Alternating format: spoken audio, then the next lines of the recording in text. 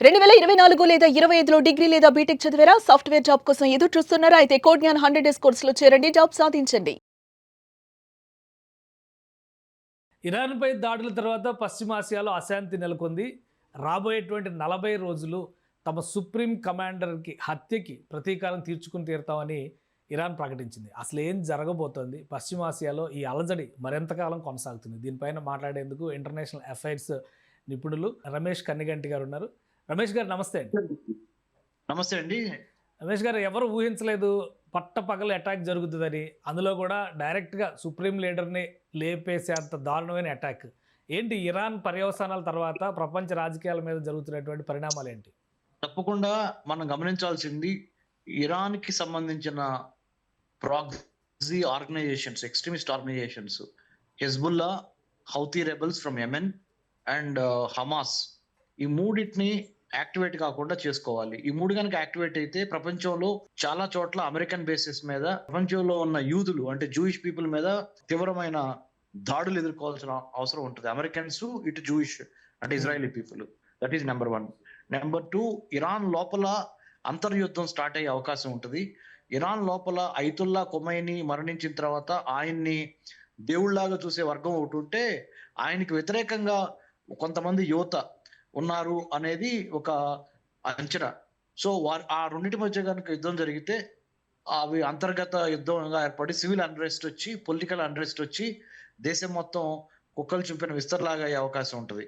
So అది రాకుండా గనక ఇరానియన్ లీడర్షిప్ గనక జాగ్రత్త పడితే వాళ్ళు ఇరానియన్స్ అందరూ యునైటెడ్ గా ఉంటారు.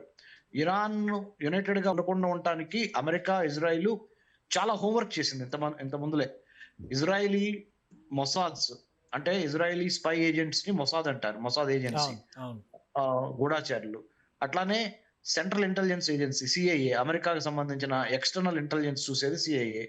ఈ CIA, Mossad, they have done lot of homework before they have even invaded Iran yesterday on 28th of February 2026.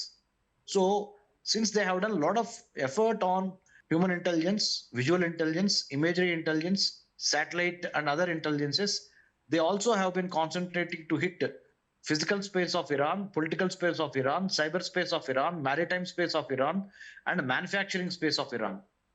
ఈ అన్నిటి చాలా 1 by 1 స్టేజ్ ప్రకారం కొడతా వెళ్తూ ఉంటారు. ఇప్పుడు మనం ప్రపంచం మొత్తం ప్రార్థించాల్సింది, ఆపాల్సింది ఏంటంటే ఇది అణ్వాయుధ యుద్ధంగా మారకుండా ఉండాలి. ఎందుకంటే ఇజ్రాయెల్ దగ్గర న్యూక్లియర్ వెపన్స్ ఉన్నాయి, ఇరాన్ దగ్గర న్యూక్లియర్ వెపన్స్ ఉన్నాయి. బట్ ఇరాన్ దగ్గర ఇంతవరకు టెస్టెడ్ న్యూక్లియర్ వెపన్స్ లేవు అనేటువంటి మాట, ప్లస్ అణు నిరాయుధీకరణ చేయడం కోసమే యుద్ధం జరుగుతుందని ట్రంప్ అంటున్నారు.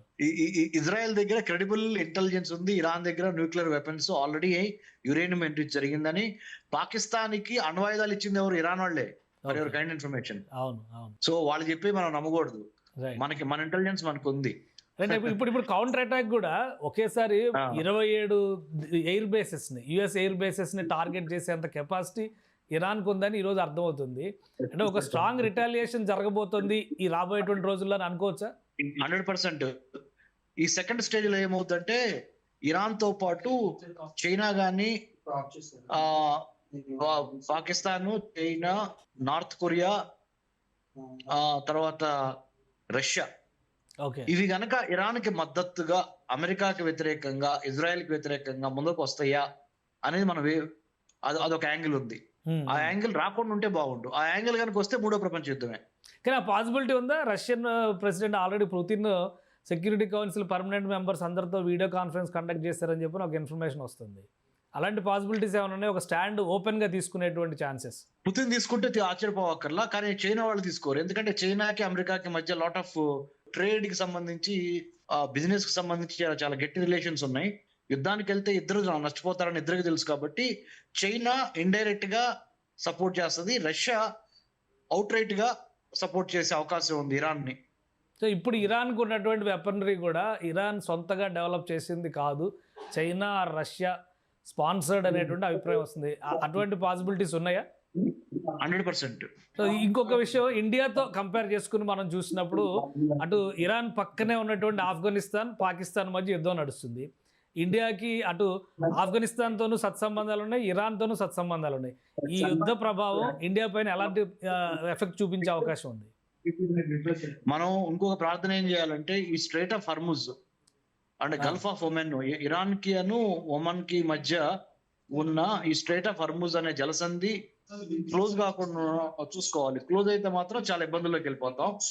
చాలా షిప్పింగ్ లైన్స్ అయినా ఇబ్బంది అవుతుంది. ఈ ఎఫెక్ట్ యుద్ధంగా మారే అవకాశం లేదంటారా? పాకిస్తాన్ ఆఫ్ఘనిస్తాన్ మధ్య ఉన్నటువంటి యుద్ధ వాతావరణం కూడా ఈ ఎఫెక్ట్ వలన అక్కడ తీవ్రత పెరిగేటువంటి అవకాశం ఏమైనా ఉందంటారా? ప్రతి ఆపర్చునిటీని ఉపయోగించుకోవాలని పాకిస్తాన్ చూసిద్ది. సో మనం కూడా చాలా జాగ్రత్తగా ఉండాలి. ఇండియా కూడా పాకిస్తాన్ కి జరుగుతున్నది ఫ్లేరప్ అయ్యి మన జమ్మూ కాశ్మీర్ దాకా రాకుండా మన బోర్డర్స్ 3,323 కిలోమీటర్ల బోర్డర్ ఉంది ఇండియాకి పాకిస్తాన్ మధ్య. 3,488 కిలోమీటర్ల బోర్డర్ ఉంది ఇండియాకి చైనాకి మధ్య. మనం జాగ్రత్తగా కాపాడుకోవాలి. 4,000 కిలోమీటర్ల బోర్డర్ ఉంది ఇండియాకి బంగ్లాదేశ్ కి మధ్య.